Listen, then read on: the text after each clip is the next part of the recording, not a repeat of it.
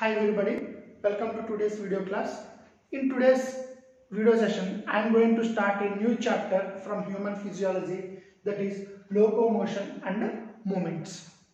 Okay, so in this chapter, whatever the topics that are given in the PU board, those topics we are going to discuss.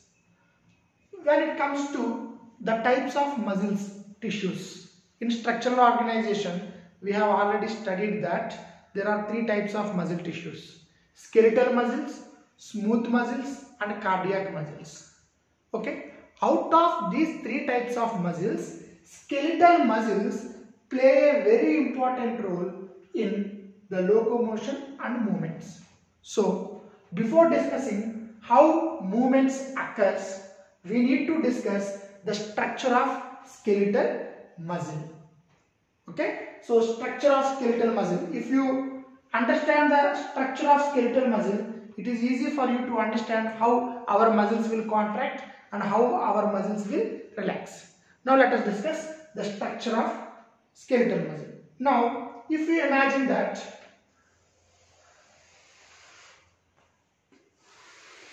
this is a skeletal muscle.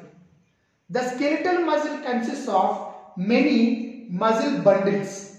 The skeletal muscles contains many bundles. The skeletal muscle contains many bundles. These bundles are called muscle bundles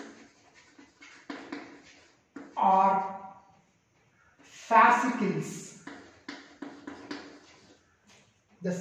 We are discussing the structure of skeletal muscle. The skeletal muscle internally, if you observe the skeletal muscle consists of many muscle bundles, many bundles. Those bundles are called muscle bundles or fascicles. You see, this is one muscle bundle, this is one muscle bundle, this is one muscle bundle, and this is one muscle bundle. Now, each muscle bundle is covered by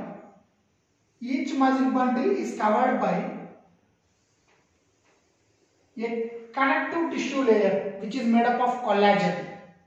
Okay, each muscle bundle is covered by a connective tissue layer. The connective tissue layer is made up of what? Collagen. The connective tissue layer is made up of collagen. This connective tissue layer which is covering the muscle bundle, this connective tissue layer which is covering the muscle bundle is called fascia. Is called fascia. It is a collagenous, okay, connective tissue layer. It is a collagenous, okay, collagenous connective tissue layer. That means this connective tissue layer is made up of collagen. This connective tissue layer is made up of collagen. Okay. Now, so these are the muscle bundles. Now, inside each muscle bundle, there are muscle fibers. Inside each muscle bundle, there are muscle fibers. These are called muscle fibers. Okay.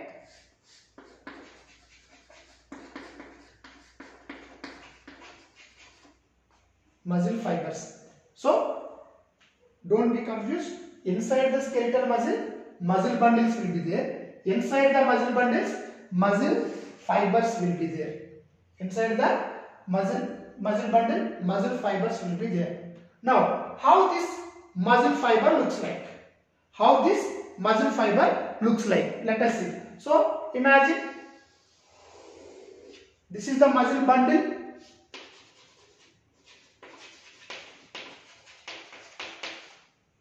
And I told you this muscle bundle is covered by a layer of connective tissue which is made up of collagen. Then what I said you, inside this muscle bundle there are many fibers. These fibers are called what? Muscle fibers. That only I told you, right? Now, if you observe each muscle fiber, internally, if you observe each muscle fiber, that is, if you take this one fiber, if you observe each muscle fiber, how it looks like? Each muscle fiber is covered by, this is muscle fiber. Each muscle fiber is covered by a plasma membrane. That plasma membrane is called sarcolemma. Each muscle fiber is covered by a plasma membrane. That plasma membrane is called sarcolemma. And each muscle fiber contains the cytoplasm. Each muscle fiber contains cytoplasm. That cytoplasm is called sarcoplasm. That cytoplasm is called sarcoplasm. Now what I am explaining you, my dear students? I am explaining you the structure of muscle fiber. How this muscle fiber is present. How this muscle fiber looks like. So the muscle fiber is covered by a plasma membrane. That plasma membrane is called sarcolemma. Again, it contains cytoplasm, that is called sarcoplasm. And the most important thing, and which is very important for CET and NEET, this muscle fiber is syncytium in condition.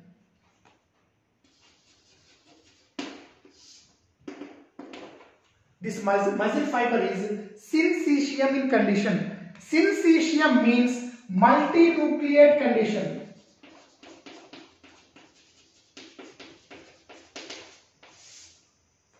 Syncytium means multinucleate condition. That means it has many nucleus.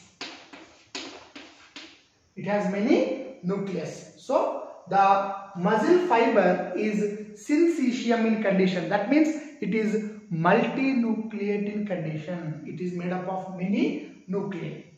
Now, in the sarcoplasm of the muscle fiber, there is endoplasmic reticulum. There is endoplasmic reticulum.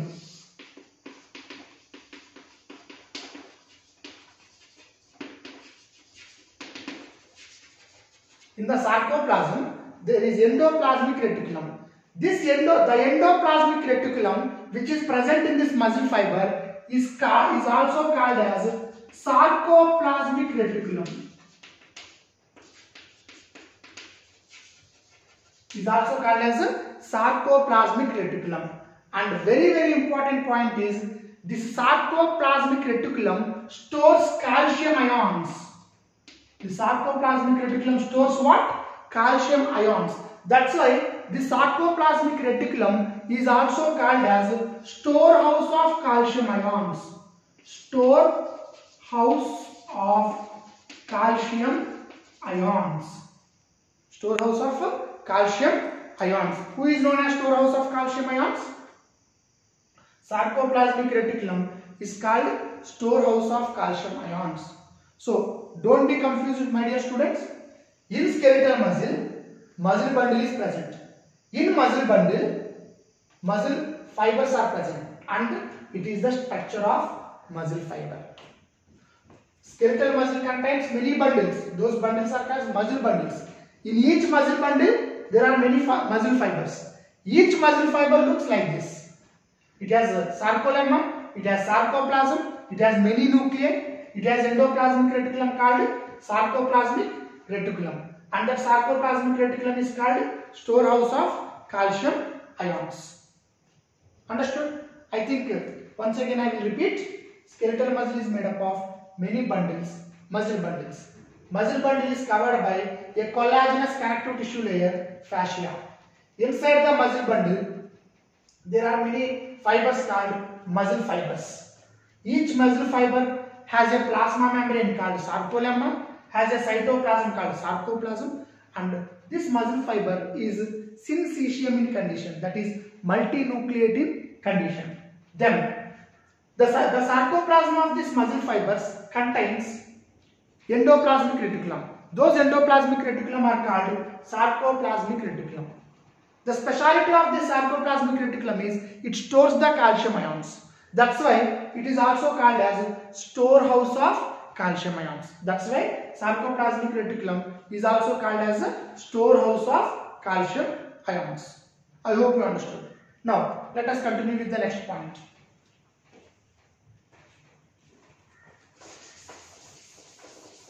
Let us continue with the next point, which is very, very important.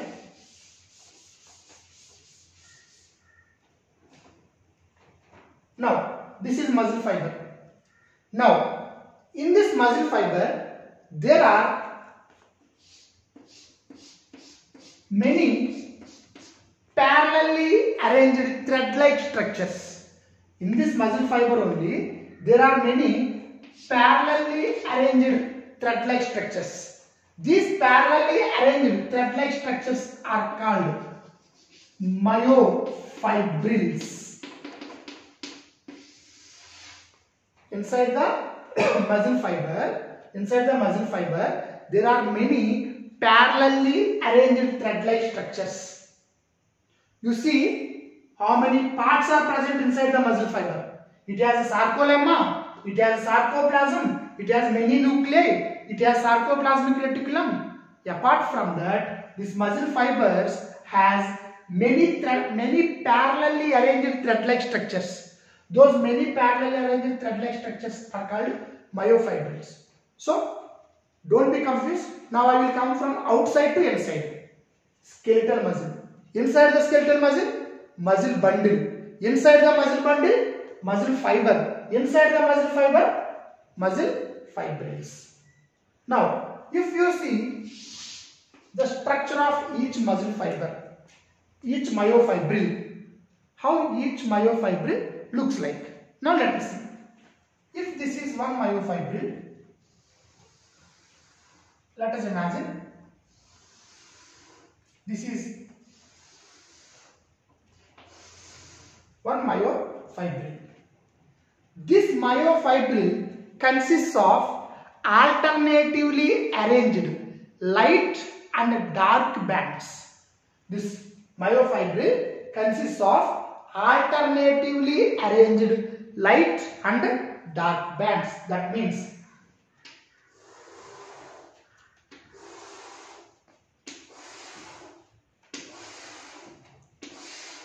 you see, this is light band, this is dark band. So, myofibrils consists of alternatively arranged light and dark band. That means light band and dark band.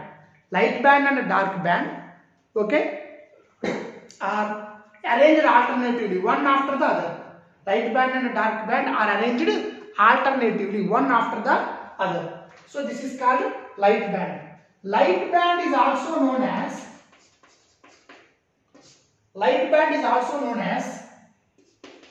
isotrophic band or I band. Light band is also known as isotrophic band or I band. At the same time, dark band is also known as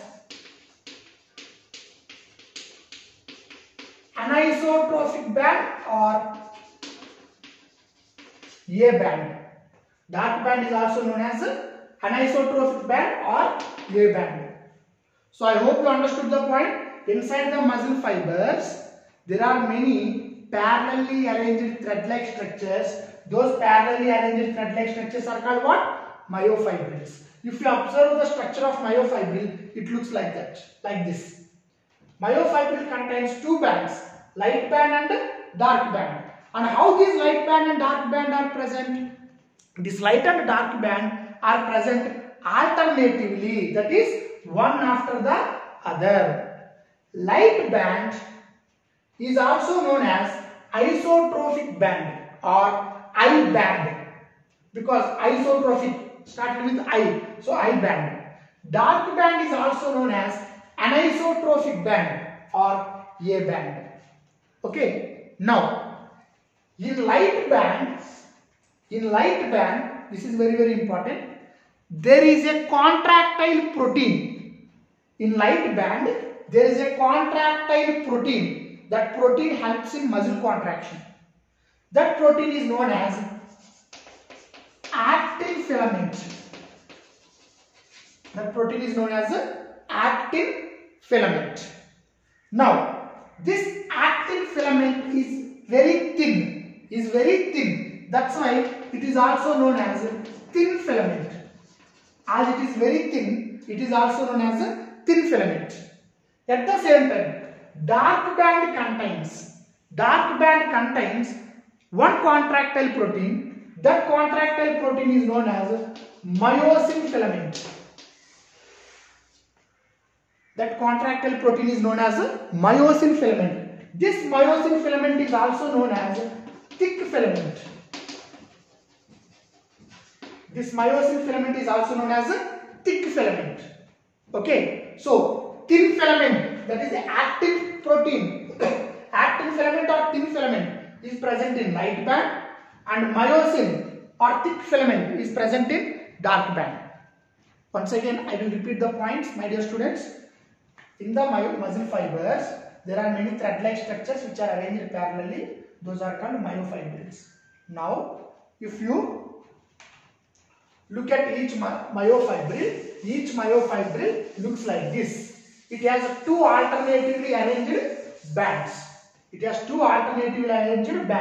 What are those two alternatively arranged bands? Light band and dark band. Now, light band is also known as isotropic band or I band. Dark band is also known as anisotropic band or A band. In light band, there is a contractile protein called actin filament or thin filament. In anisotropic band, there is a contractile protein called myosin or thick filament. I hope you understand. Now, let us continue this. Okay. So, I am drawing.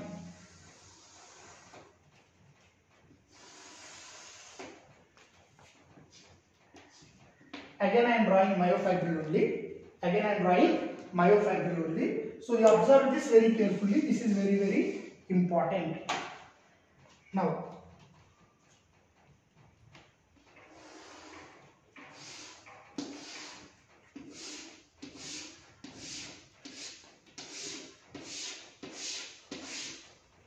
you only can say this is called light band. This is called dark band. Light band, dark band. Light band, dark band, like this. This is light band. This is dark band. Again, light band, dark band. Light band, dark band. They are alternatively present. Now, exactly at the center of light band. So, here to here light band. Exactly at the center of light band, what happens is there is a elastic fiber which is bisecting it. Bisecting means if it is the structure, if any line comes like this, that is called bisection. So exactly at the center of light band, there is a line, there is an elastic fiber.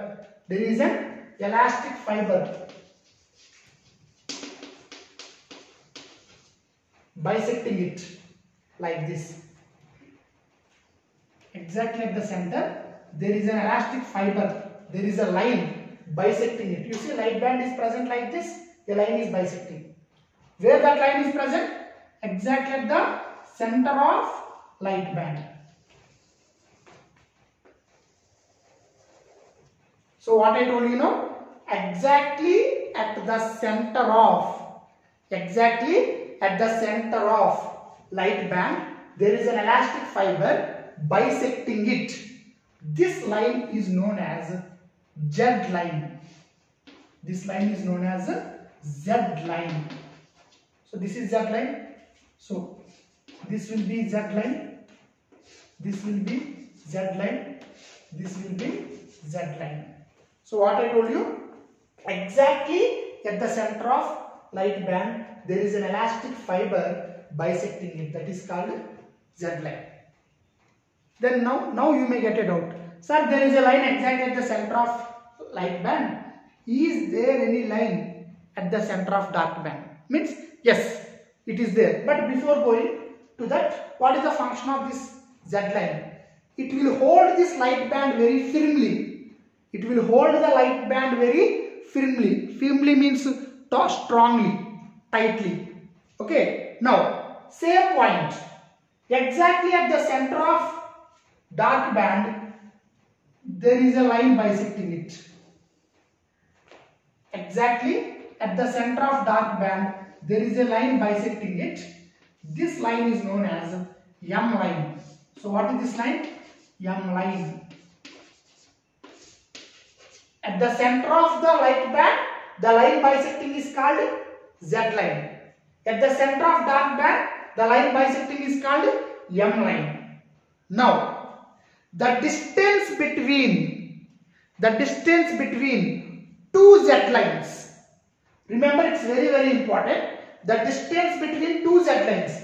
Here there is one Z line. Here there is one Z line. So this distance, the distance between two Z lines is called sarcomere. Is called sarcomere. It is considered as functional unit of muscle contraction. Very important. It is called as a functional unit of muscle contraction. What is that line?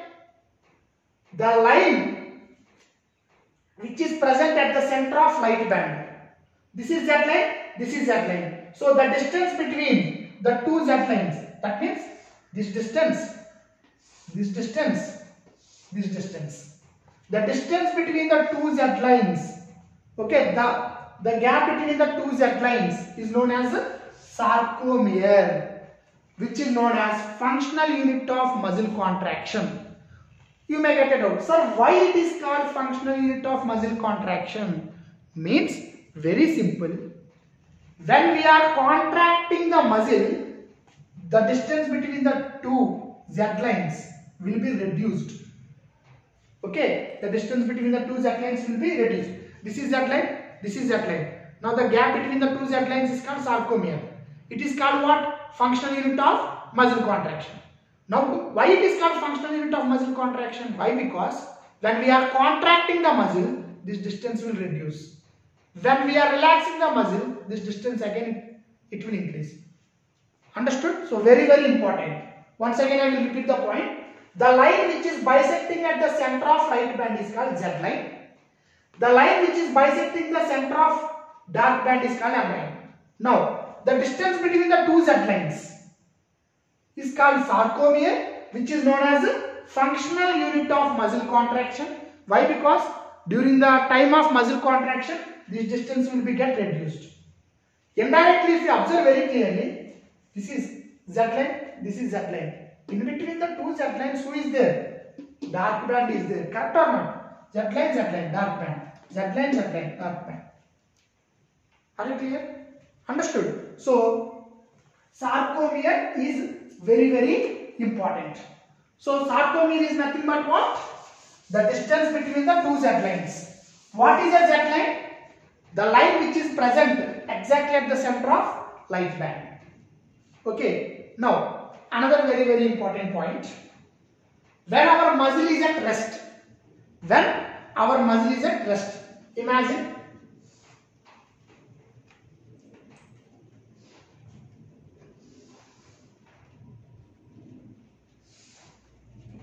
so this is called actin filament.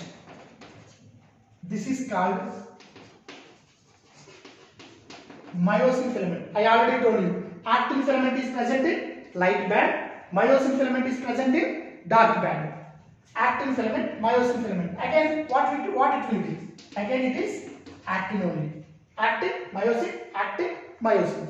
Why they are present alternatively? Why? Because actin filament filament is present in light band, myosin filament is present in dark band. Light band and dark band are present alternatively, no. So actin and myosin are also present alternatively. Okay. Now what I wanted to say is, this is actin, in the middle there is myosin. When our muscle is at rest,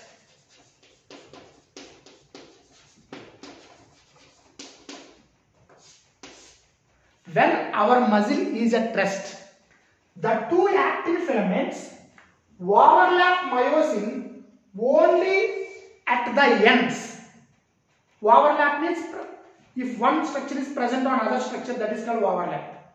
So here, if you observe very clearly, the two actin filaments overlap the myosin filaments only at the ends, leaving the central part of myosin free. Here the central part of the myosin is free. I hope you understood the point.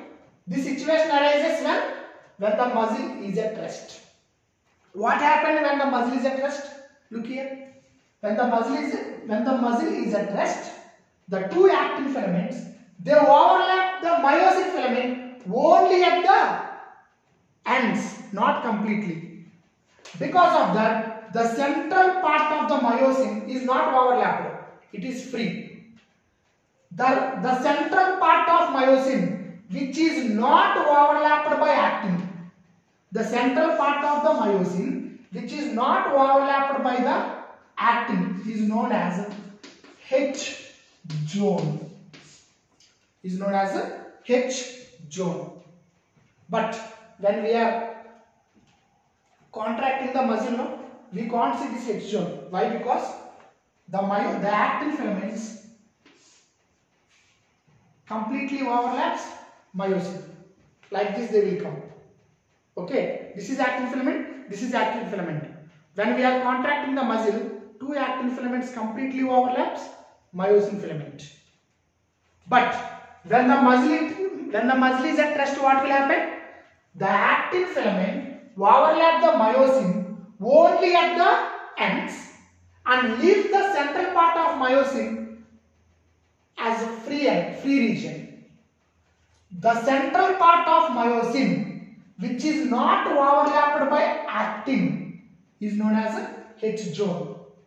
When we cannot see H zone, when we contract the muscle, we can't see H zone. Why? Because these two completely overlaps myosin. It will become like this. That means in rest state, our muscle will be like this. In contraction state, it will be like this. Again during rest state, it will become like this. You understood what is H zone? When the muscle is at rest, the two actin filaments overlap myosin filament only at the ends and leaves the central part of myosin as free region. The central part of myosin, which is not overlapped by actin, is known as a H zone. So this is the structure of skeletal muscle. My dear students, it is very much essential to understand the structure of muscle, structure of skeletal muscle, if you wanted to understand the mechanism of muscle contraction. If you understand this structure, you will very easily understand the mechanism of muscle contraction. So this is about the structure of skeletal muscle. In the next video, we will discuss the structure of actin filament, the structure of myosin filament. Thank you. Have a nice day.